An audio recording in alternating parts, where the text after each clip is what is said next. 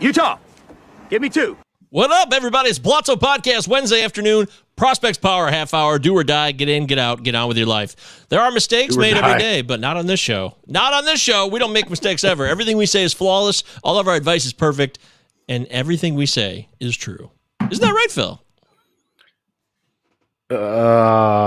Possibly. It's a... Yeah, maybe discern some information for yourselves, folks. Consider that notion.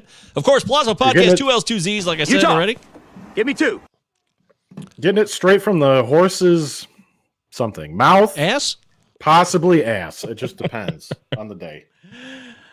Well, we talk prospects on this half-hour show. It's 30 minutes or less. We get in when we get out. That's Phil Goyette right there. Phil of Sports on Twitter. He's live from Ireland. I'm in United States of America, also known as Michigan. It's a hot one over here, and we're going to talk prospects today. Open request line. We solicited on the Palazzo Podcast Discord. Well, I should say, really, Phil solicited on the Palazzo Podcast Discord with the prospects channel in particularly. And we said, hey, what do you guys want to talk about today? What do you want to hear about? Who do you want to hear about? And this will be that show. Phil, what do you think? Yeah, it's like it reminds me of Flint's Big Banana 101.5. 2 for Tuesday. Call us in with what you want to hear. Wow, dude. Yeah, Wow, dude. Yeah, that's pretty intense, I must say. I don't remember the Big Banana, but I'm going to take your word for it because I didn't get as much Flint radio where I lived. Yeah. Thank God for you. Thank God for the Big Banana.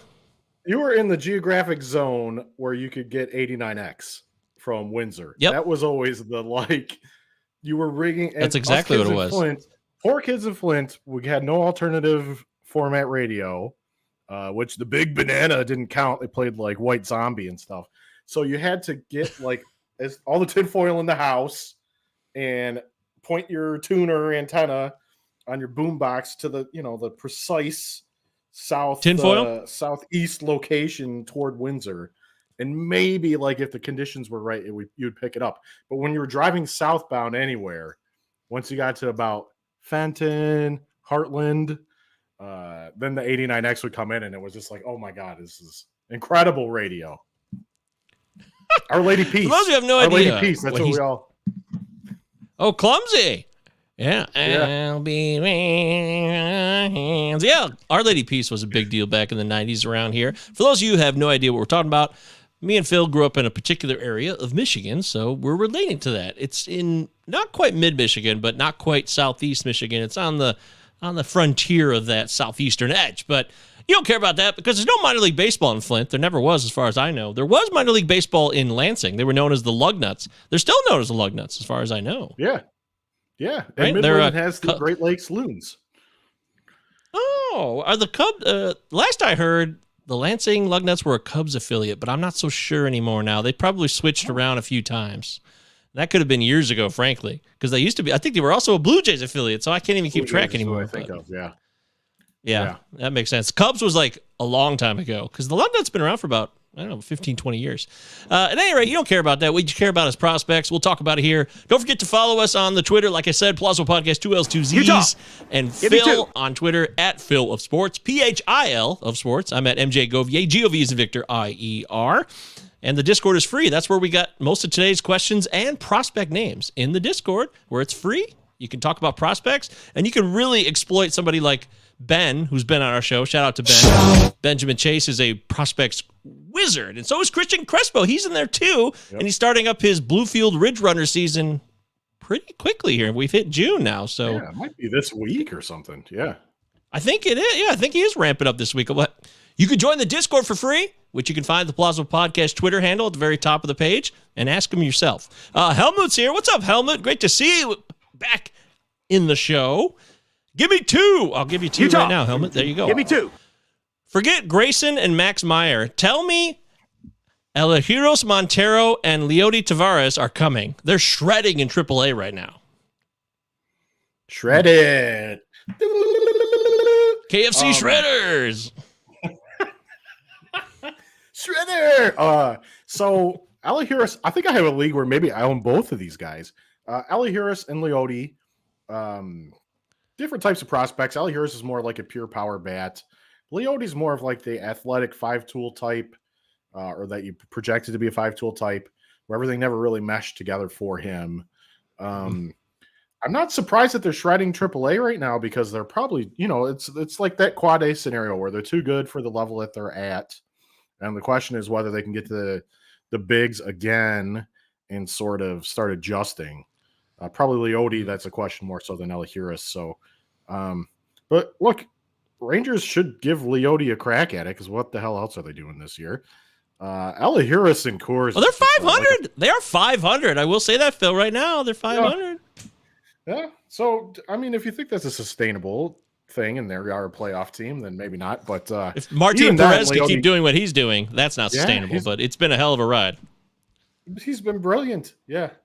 And you know what? It is a nice park for pitching. But anywho, Leote is still a guy you want to get a crack at the roster, because he could, at least, very worst case scenario, be a glove guy and a speed guy for a playoff team. So, yeah, I think he should be up soon. Ellie Harris, who knows what the Rockies are doing. But the prospect of him hitting at Coors. He's got so much pop, and he's done it a couple times down the minors, a couple seasons showing a lot of power in games. So, especially if you're like in a deeper, like these insanity leagues that I like to play in with 40-man minor leagues or something, where you've got 1,500 minors rostered or something. I love these types of guys that are at AAA and are close to getting the call to the bigs. Key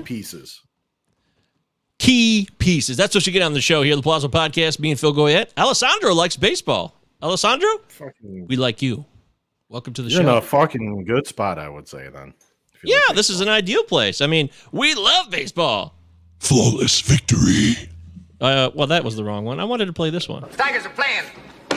2-9. This is my new Tigers drop. Can you name this one? Does that sound familiar to you? I'm going to give you one more time. Here we go. Tigers are playing. 2-9. Nope. Anybody? The answer is, that is none other than one of the greatest villains in the history of film, Clarence Boddicker from RoboCop. All right. Yeah. That's a good script. RoboCop. When you have a movie set in Detroit and you reference the Tigers randomly when a Coke deal's going down, that's pretty good writing, I must say. I like that. I like those references in movies. That's fun. I like the whole movie. Your movie. Oh, it's one of my. It's definitely one of my top 5 all time, without a doubt. Love RoboCop. But you don't want to hear about RoboCop. You want to hear about prospects. So Phil, I want to ask right off the bat, because I promised a guy who I want to shout out right now, Joe Gentile. Shout out to you, Joe. Joe has been dropping me some great tidbits recently by text. He's been much more active recently, which I really appreciate. He knows a ton about prospects. He called Taylor Ward. There's actually audio of it back in January. It's been verified. I've heard it myself. So full credit to Joe on that. And he had said he was so excited because he listened to Rates and Barrels recently, and they were talking about who's going to be the next Ty France. And a name he gave me was Dominic Fletcher.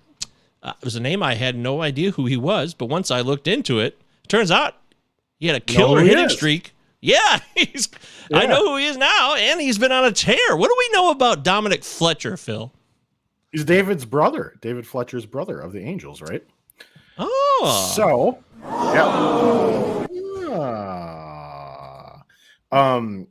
he was a good collegiate player at Arkansas. I can remember actually watching him play SEC ball back there. I think the thing with Dominic, and maybe this is just being biased, but similar to his brother, you have to wonder if he's got the physicality to be like an impact player in the bigs versus being a steady regular or utility type guy. Now, with that being said, he has definitely shown more pop. Even in college, he was hitting for some power. So, it could be that he's a little more physical than I'm giving him credit for.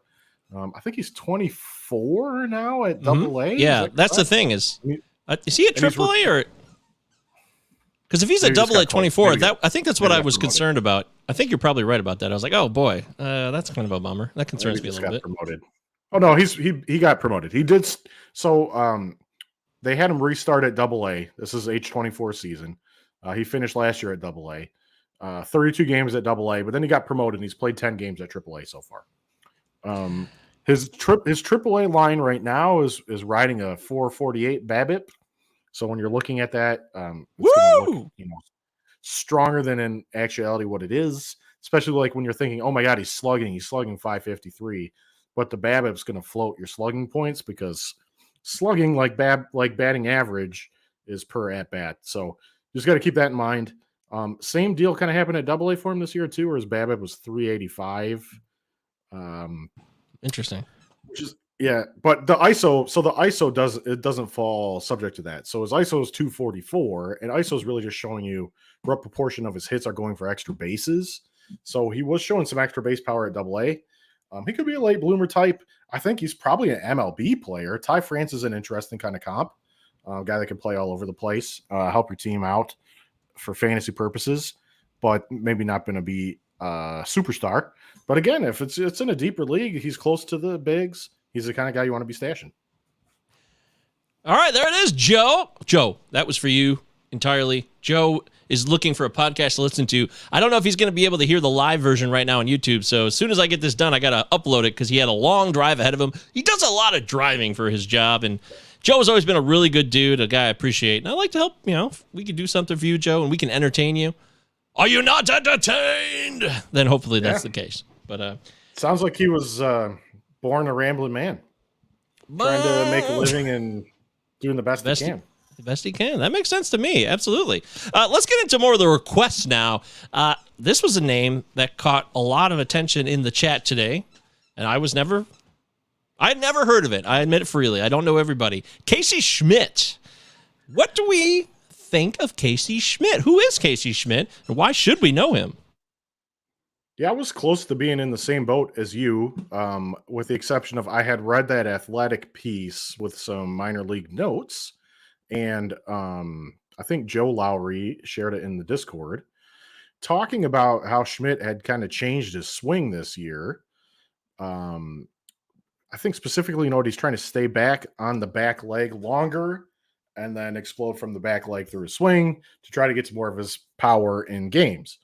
I said something in the article about him hitting the ball in the air more too, but I looked at the numbers and he's hit a lot of fly balls. He hit a lot of fly balls last year. He hit a lot of fly balls this year.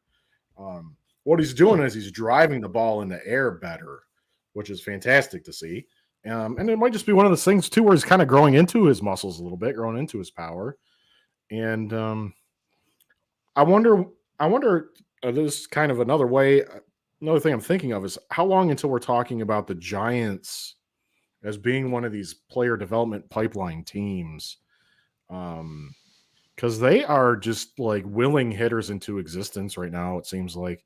Luis Gonzalez, who was a White Sox cast off, has been superb this year. And he was always a guy in the White Sox system where maybe it wasn't seem like he had the elite kind of physical tools, but he did a lot of the other stuff really well.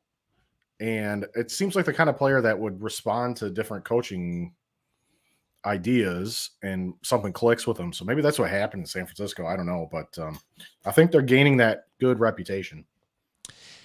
I think they need to show a little bit more with some of their players they've developed. I mean, their reputation with free agents to me is already aces because of what they do with every player they sign and seem to get the most out of recently. I would like to see a couple more homegrown guys. Show me what's what. I want to see what happens with Mr. Ramos here. He got called back up recently. Let's see if he gets if he gets more playing time.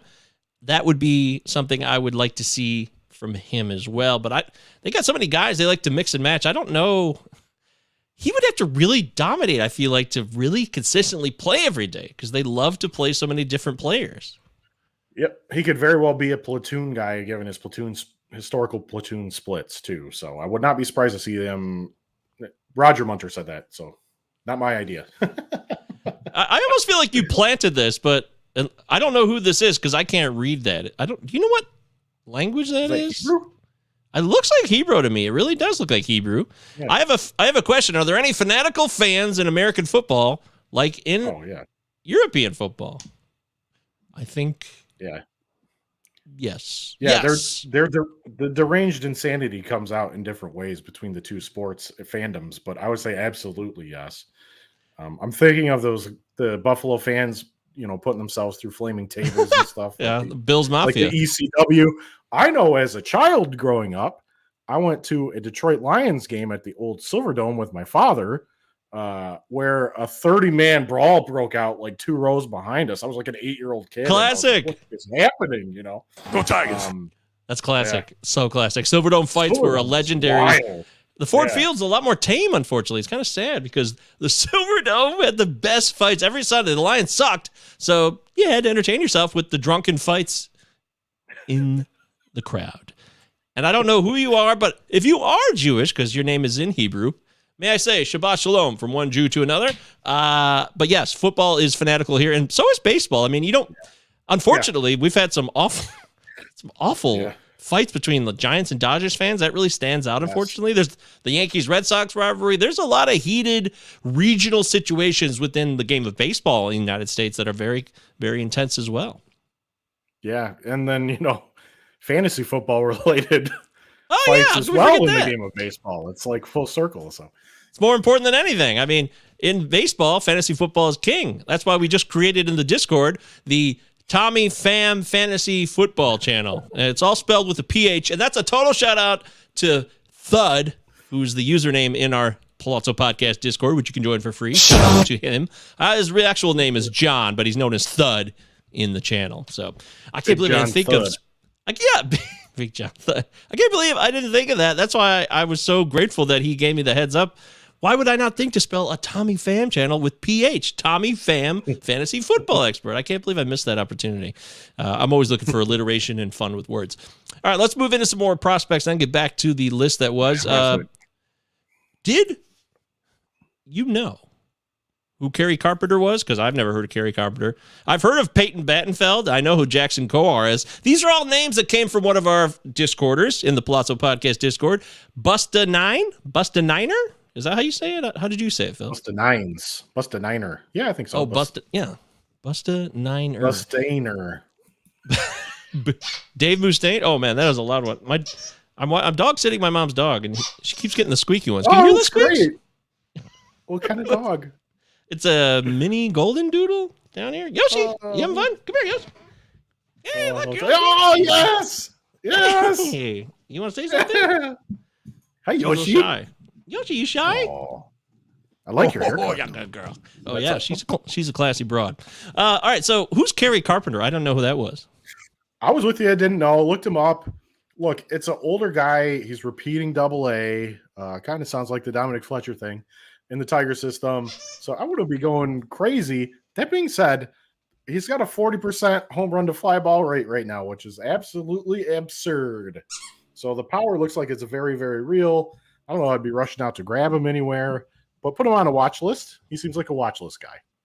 Put him on a watch list. Yes. Okay. Aaron Zavala with a Z, Zavala, OBP monster. I did know about Zavala. Actually, for like the last couple years, my minor league estimator stats, including the estimated ex-Woba in particular, really like Zavala in his time at Oregon. I put it in the notes. I think of him more as he's more of a grinder type guy than a superstar type guy, but I could see him playing in the bigs and he should get on base if he does get there, hits for a little bit of power. Maybe the kind of guy that can secure an everyday role in the outfield in the corner. So Zavala's interesting for sure. He's been productive, always productive. There's always room for a guy like that. And Peyton Battenfield is a player I'm familiar with. I mean, where are we at this point with Mr. Battenfield?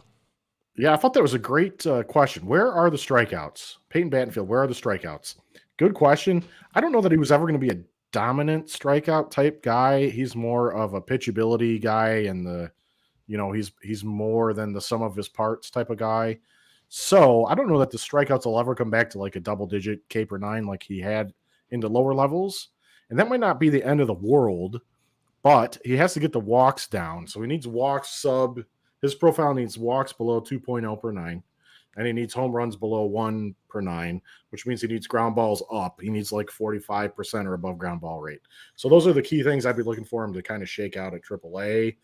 I don't know that Cleveland will be in a rush to get him up either, so he might have the year to work it out down there.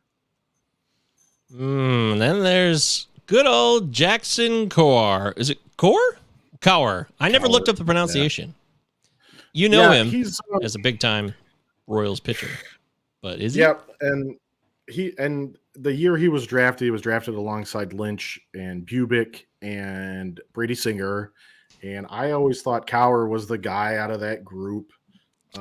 Yes, because I really like the changeup, and this was a learning experience. I thought the fastball was good, but the thing is, a 95, 96 fastball is good, but it's not great. And then when it's hittable, it's maybe not even good anymore. So that's one issue he's working with. But I think the bigger issue is it's going to be harder. It's harder to develop spin if you don't have a feel for it than to develop a changeup. So somebody like Brady Singer, who went back down and worked on the changeup and came back up and was throwing the changeup more and has been really good since he has been doing it. Yes. He's got more of that runway, I guess, to develop because he already has the feel for the spin on the slider. And he spins the sinker well, too. So he's got that natural ability. The key for him is getting the feel for the change. But he was throwing a changeup even back in college. So I just whiffed. I think Cower's probably a quad A guy. That being said, the changeup's so good, you think he'd get a bullpen role at least. I remember us talking about it quite clearly, and I remember what you just said to me several months ago, even last year. And I think I bought into it for a while, but once he came up and I saw his debut, I became a little more concerned. But everybody can struggle at the beginning. That's okay. But then it doesn't seem like we're making any progress here, and there's still enough time. I mean, there's a whole season for him to maybe show up in July or August and maybe have a revelation, a new grip, I don't know, a mechanical adjustment. Anything's possible, but it seems more and more right now like I'm all in on Brady Singer of any of those pitchers. I always was, to be frank, but I was a little bit suspect to Singer because of the lack of a third pitch. But if this changeup confidence sticks, he's going to be the best guy of these guys. Because right now, Daniel Lynch, he's horrible right now. Daniel Lynch is getting roasted over his last 15-plus innings. When you watch him mechanically, and it's been the same story since he's come up, he's a little bit all over the place. I don't know if it's in his head or what, but ooh, it stings. It hurts. We don't want to talk badly about anybody. We wish nothing but the best for all of you. In fact, I saw that wonderful post today about a Royals pitcher. He's a reliever. Did you see this? He quit the game. No. He got let go by the Brewers. He kind of gave up, but his younger brother played catch with him every night. He never gave up on him, and he returned to the major leagues in a relief role. Jose Cuas, C-U-A-S. He made his major league debut. 1 inning, 1 strikeout. Pretty cool. So good for him. That's a fun moment for a guy who, felt like you feel like it's over. And then it's not over. He's still only 27, and he made it back to the big. So good for you, Jose Cuas. What about, there's so many names. You're right. There's no way in hell we're getting through this whole list. Let's just roll, see how much we can get to go. Let's see. All right. Okay, let's heat it up. All right. Sosa. Lennon Sosa. That's with a Y, not spelled like Lenin from, communism. This is Lenin with a Y. Sosa. Vladimir. Yeah. Ilya Ulyanov. So, look, he's a White Sox shortstop prospect that seemed like he was more of a glove guy than all-around type guy, glove first. But now we're to the point where White Sox fans are pushing the team to call up Yolbert Sanchez from AAA, so he's not clogging up shortstop spot at AAA, so Lenyn Sosa can be up at AAA working there. So he's got a lot of good momentum right now. He's hitting the shit out of the ball this year. Power seems like it's come out of nowhere. So I don't know how sustainable the pop is. But then I was looking, I was like, who he's kind of similar to profile-wise is the White Sox Tim Anderson.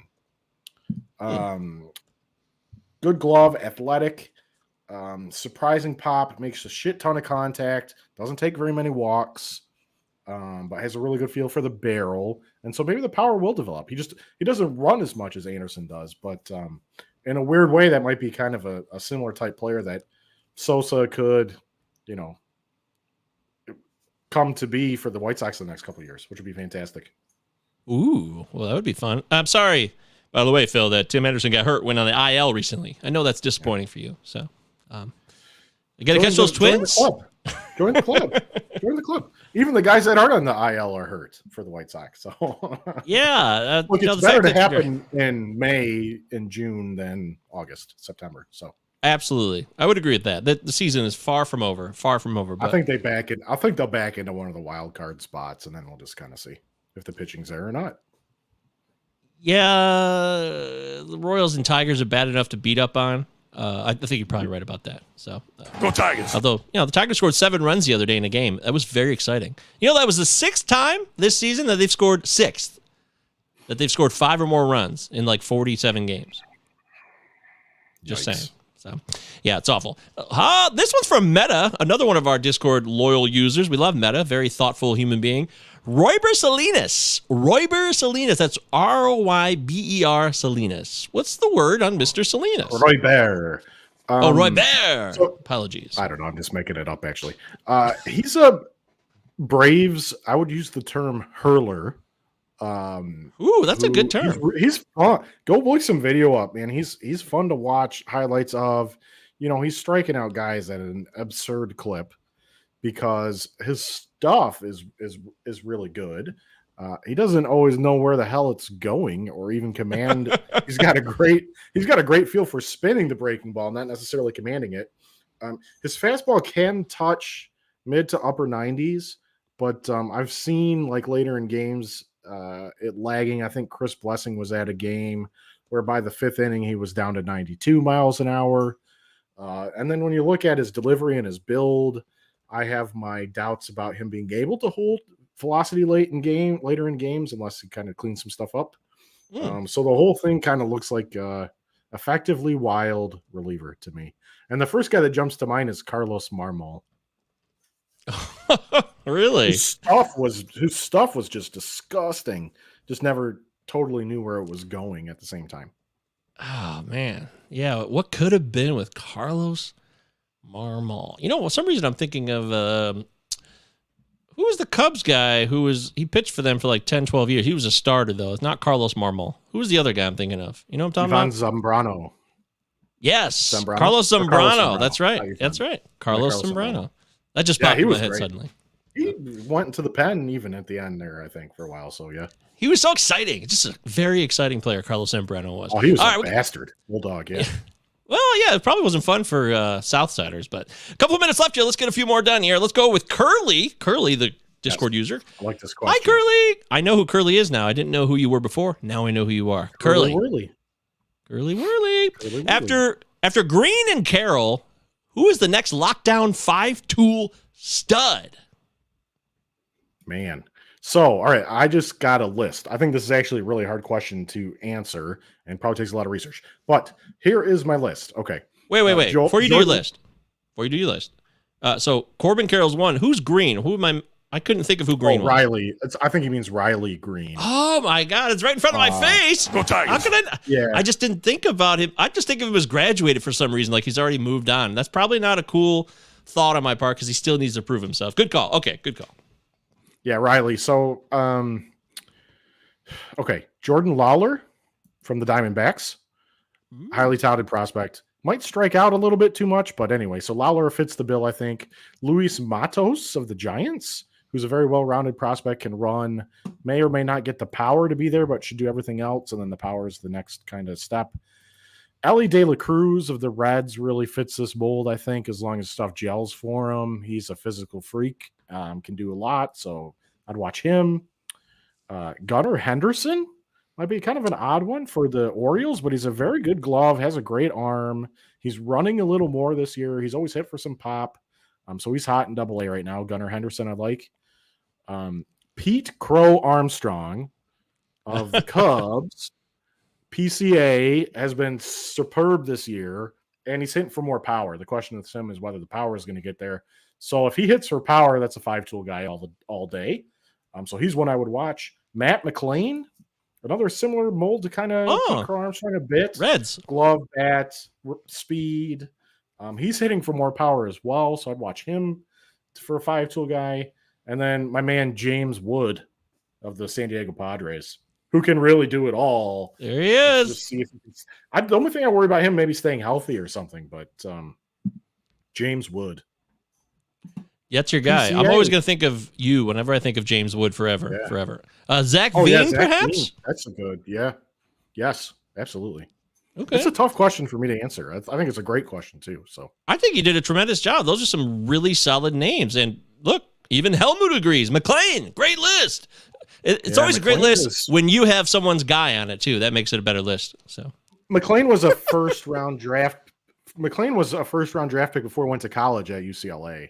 So he has that pedigree. Like, teams were already viewing him as an impact 5-tool type player before he went to college. So, yeah. Okay.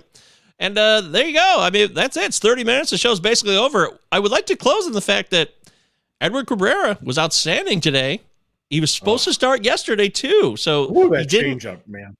He got thrown off of his axis, if you will, because he expected to start on Tuesday, was postponed, has to start the first of a doubleheader today, and still absolutely dominates. So that's exciting. That's promising.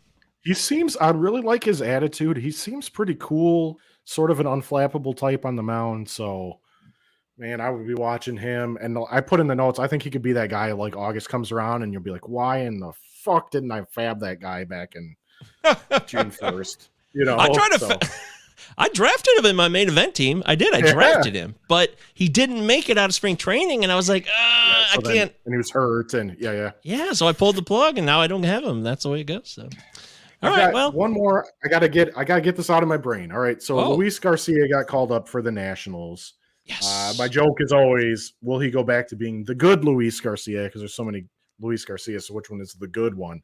But so I'm goofing around before we come on. All right.